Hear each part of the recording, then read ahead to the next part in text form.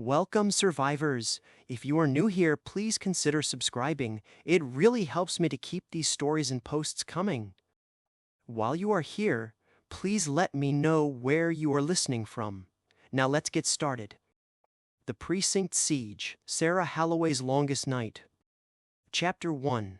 The Fortress of Skepticism, dusk, 7 p.m.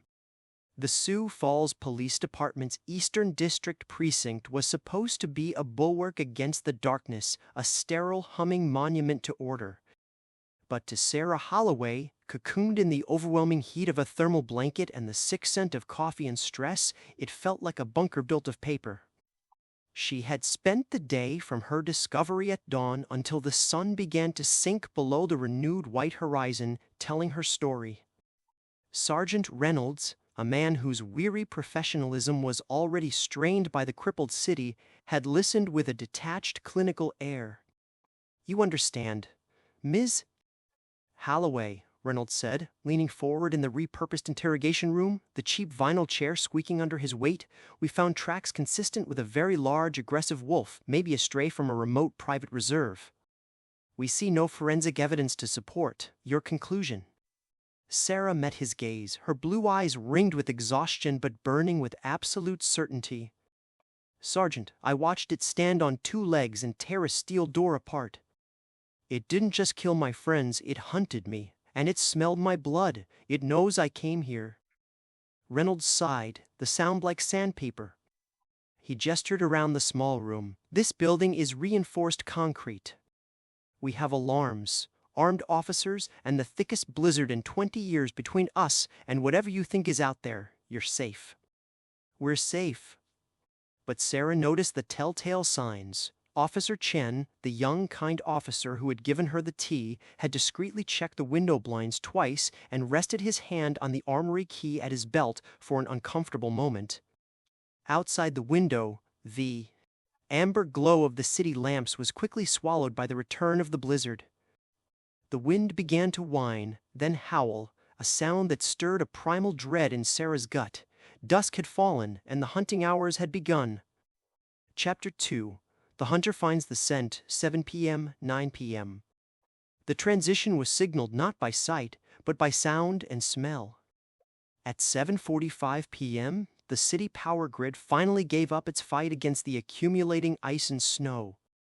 The precinct was plunged into absolute darkness, broken instantly by the shuddering Ka chunk of the backup diesel generator roaring to life. The fluorescent lights flickered into a stark, sickly yellow. Then the smell hit. It was faint at first, a metallic, musky odor that cut through the chemical disinfectant and strong coffee.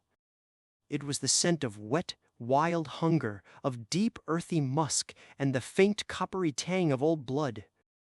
It was the cabin scent magnified by the cold, dense air. Sarah rose from the cot, her heart hammering against her ribs. "It's here," she rasped, her voice cutting through the generator's roar.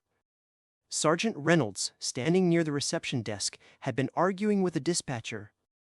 His face was a mask of disbelief until the smell reached him. His nostrils flared, and the color drained from his jaw. This was not a smell of any animal native to South Dakota. A patrol officer named Diaz shouted from the front window, staring out at the swirling maelstrom. "Sarge, something's moving in the north parking lot. It's huge. It's not a car. It's too low, too fast." Reynolds abandoned skepticism instantly. "Code Red, perimeter lockdown. Armory Chen, you know the drill. Shotguns and rifles. I want those doors braced. Now." The precinct dissolved into immediate tactical action. Officers, trained for precision, snatched up their gear. But their eyes, wide with a fear born not of threat assessment, but of pure instinct, betrayed their confusion. They dragged filing cabinets and heavy, sand-filled plastic barricades to fortify the main double doors, which were made of security glass, but hardly designed for something of supernatural mass. The creature didn't use the main door. It didn't sneak. It announced its arrival. From the rear of the building, where the reinforced steel loading bay door stood, came a sound like a locomotive hitting a concrete barrier, a thunderous metallic boom. The entire building shook, and a fine powder of ceiling plaster drifted down onto the desks. Chapter 3: Police Tactics vs. Primal Fury, 9 p.m., midnight. The officers sprinted down the long, linoleum-floored corridor leading to the loading bay. Reynolds led the charge, his 9mm sidearm drawn, but his face was grim. He knew standard ordnance was useless. Officer Chen, breathing heavily but moving with focus, had distributed the heavy weapons. 3 Remington 870 shotguns loaded with 12-gauge magnum deer slugs and 2 long-barrel patrol rifles chambered for 5.56mm, modified for higher stopping power. They reached the loading bay just as the creature delivered its second catastrophic blow. The thick steel roll-up door, meant to withstand a truck, didn't just dent it, peeled inward from the center seam, curling back like a sheet of aluminum foil. A massive black fur-covered limb, thick as an oak trunk and ending in scythe-like claws, stabbed through the jagged opening. "Fire! Low and fast! Target the joints!" Reynolds roared. Chen fired the first shotgun blast. Balam! The deer slug, a heavy projectile of immense kinetic force, struck the werewolf's forearm. The sound of the impact was horrifyingly soft, a dull, wet thwump. The beast didn't recoil or bleed profusely, it merely growled in annoyance. The claw raked across the concrete floor, scoring deep gouges, and ripped the door further open. The floodgates opened. Pistols cracked. Rifles fired in quick succession, and the shotguns boomed, filling the confined space with acrid smoke and deafening noise. The creature, now partially visible, was an impossible silhouette. 10 feet tall, its fur matted and ice-encrusted, its yellow eyes burning with focused rage. The barrage forced it back momentarily, but its movements were too fast, too powerful. It charged again, ripping the last of the mangled steel aside and plunging fully into the hallway. The battle devolved into chaos. 2 officers trying to flank it were swiped by a casual backhand. One hit the wall with a sickening crunch and did not move. The creature ignored the non-stop hail of bullets, its massive body absorbing the lead. The only visible effect was a deep, smoking furrow along its ribcage where Officer Diaz had managed to land a near-perfect slug. The wound visibly began to steam and knit, a terrifying display of regenerative horror. Tear gas. "Get the gas!" Reynolds yelled desperately. An officer deployed a canister of CS gas into the hallway. The thick, white vapor immediately filled the space. It worked on the police, who were forced to pull back, coughing and weeping, but the werewolf merely inhaled the gas, shook its massive head once, and let out a guttural wet snort as if clearing its sinuses. It was useless.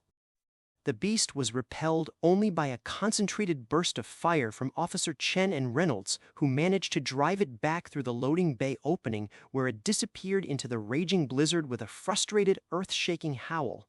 Chapter 4: The Waiting Game, midnight, 4 a.m. The siege settled into a terrible, nerve-wracking rhythm. The precinct was a wreck. The loading bay was a gaping hole taped over with emergency plastic sheeting that snapped violently in the wind. The surviving officers, 9 in total, were spread thin, constantly reinforcing barricades, tending to the wounded, and peering into the white hell outside. The werewolf was not gone.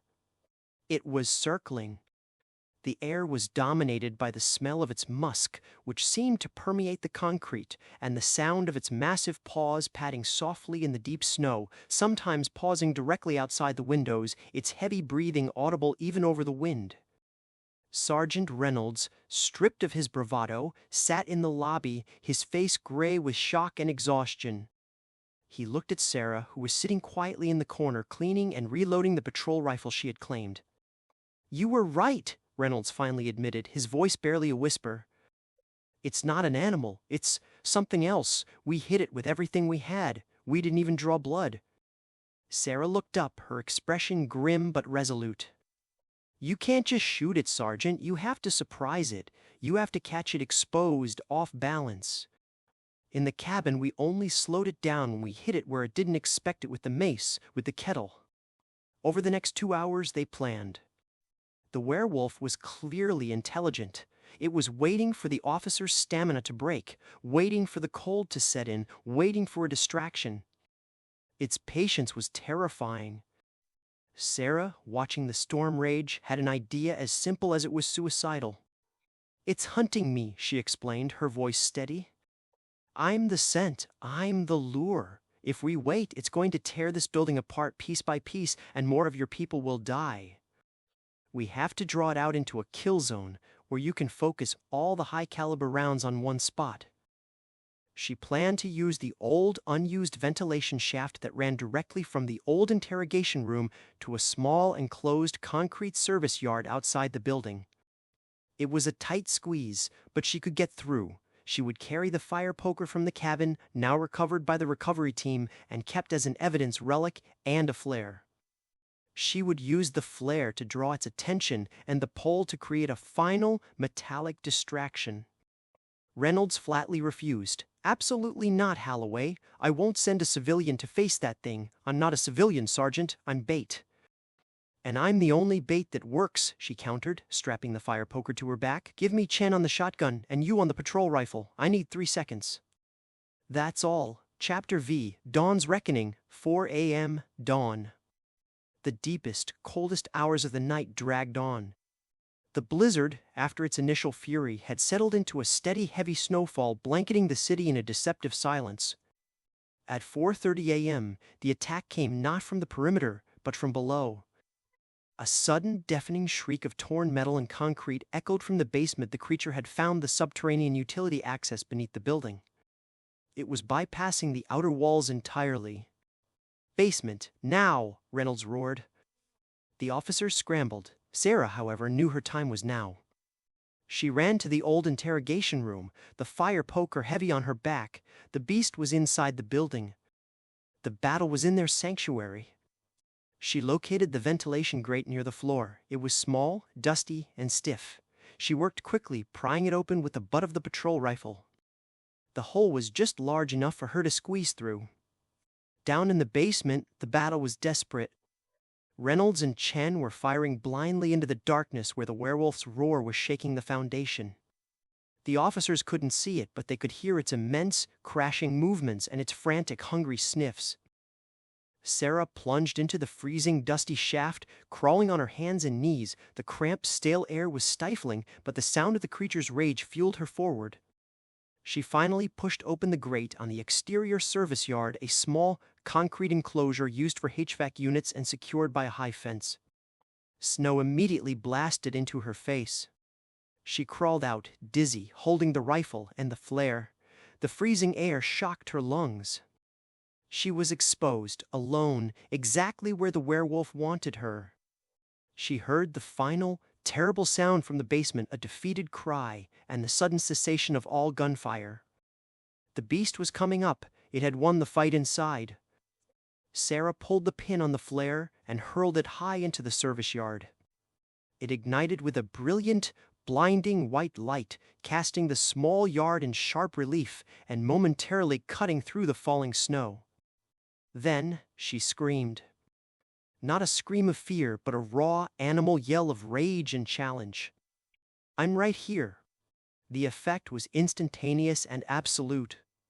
The colossal silhouette of the werewolf appeared, having burst through the inner fire door and now standing at the service yard entrance. Its fur was singed, its eyes were blazing yellow, and it focused on Sarah with the totality of a predator finally cornering its prey. It didn't pause for a victory roar. It simply lunged. Sarah didn't flinch. As the mammoth shape launched itself at her, its head angled low for the kill, she pulled the long, heavy fire poker from her back, raised it high, and brought it down hard, not at the head, but at the ground directly between its legs, making a deep, ringing clang as the iron hit the concrete. The unexpected, violent metallic noise and the flash of light made the creature check its jump midair, its body twisting in confusion. That was the 3 seconds. Sergeant Reynolds and Officer Chen, having scrambled up the stairs and burst through the exterior service yard window, saw the werewolf fully exposed, airborne, its torso twisted. Blam! Thum! 2 simultaneous, high-velocity magnum slugs, one from the shotgun, One from the patrol rifle hit the creature in the same fraction of a second, not in its torso, but in the exposed, vulnerable base of its skull and the back of its neck, the one place its defense was weakest due to the contortion of its leap. The impact was definitive. The creature's terrifying momentum carried it forward, but the life was already gone. It slammed into the concrete ground at Sarah's feet, its immense body sliding to a lifeless stop, its fur smoking slightly from the force of the shots, its terrifying yellow eyes now dull and opaque. Silence descended so profound that the only sound was the low shush of the falling snow and the ragged breathing of the three survivors. The flare sputtered out, plunging the yard back into the dim pre-dawn light. Sarah Halloway stood over the colossal, grotesque corpse, the smell of cordite and the beast's metallic musk overwhelming. She was shaking, but this time it was the tremor of victory. She had not only survived the hunt, she had ended it. Sergeant Reynolds approached her, his face a mixture of terror and profound respect. He didn't offer a handshake or a salute. He nodded, acknowledging the courage that had saved his precinct and his life. The first rays of the winter sun, weak and pale, finally broke over the horizon, painting the snow-covered police precinct in a cold, clean light.